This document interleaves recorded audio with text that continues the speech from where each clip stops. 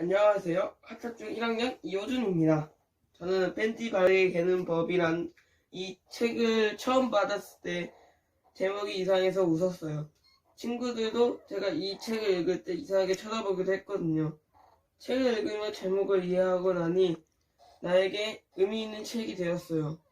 저는 저같이 자립을 모르는 청소년 친구들에게 팬티 바르게 개는 법을 꼭 추천하고 싶습니다. 저는 이 책을 읽기 전에는 자립이라 생각하지도 않았습니다. 또한 학교 공부, 즉 영어, 수학보다 중요한 것은 없다고 생각했습니다. 근데 이 책을 읽고 자립이 공부처럼 중요하다는 것을 깨달았습니다.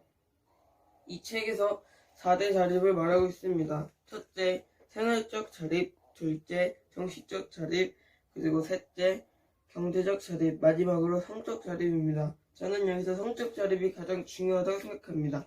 왜냐하면 성이 다른 사람들끼리 부부가 되면 서로 존중하고 배려해야 되는데 존중하지 못하고 배려하지 못하는 서로의 갈등을 폭력으로 해결되어 가정생활이 어렵기 때문입니다.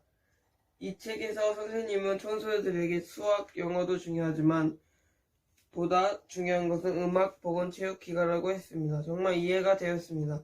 왜냐하면 수학, 영어는 임시 시험 볼 때만 필요한 것이고 기가, 보건, 체육, 음악은 일상생활에 때 필요한 것이기 때문입니다.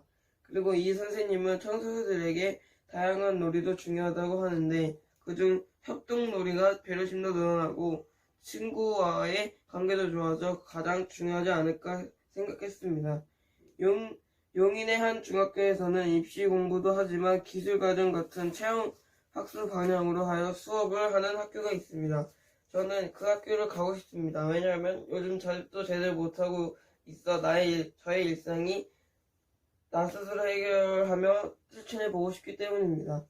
저는 이 책을 읽고 학습 공부도 중요하지만 보다 중요한 것은 보건, 체육, 음악, 기가라는 것을 알고 즐겁게 운동을 하며 내일은 나 스스로 챙기는 것도 어른이 되기 위해 자립을 공부도 열심히 할 것입니다. 저는 지금까지 청소년들은 오직 학원에서 하는 공부만 공부라고 해서 힘들고 짜증났는데 우리가 하는 놀이도 공부가 된다고 해서 놀랐습니다. 특히 기가, 음악, 보건, 체육은 쓸데없다고 무시했는데 자립을 위해 꼭 필요한 공부라서 재밌게 하게 되어서 좋았습니다. 저는 이제 공부도 놀이도 즐겁게 하며 어른이 되어 당당하게 자립하는 사람이 되기 위해 일상에서 준비할 것입니다. 저처럼 자립을 당당하게 하고 싶은 친구들에게는 팬티 바르게 개는 법을 읽는 것을 추천합니다.